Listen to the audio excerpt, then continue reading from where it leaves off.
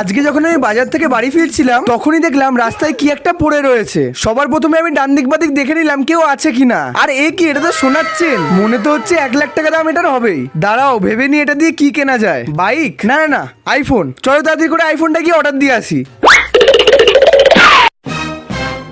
আরে এটা টেবিলের উপর কি রয়েছে?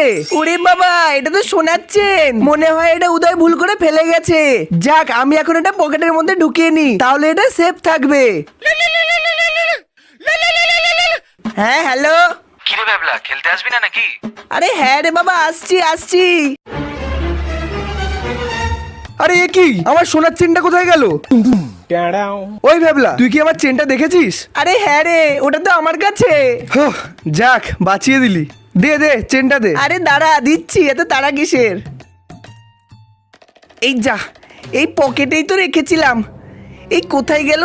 এই দাঁড়া দাঁড়া দাঁড়া।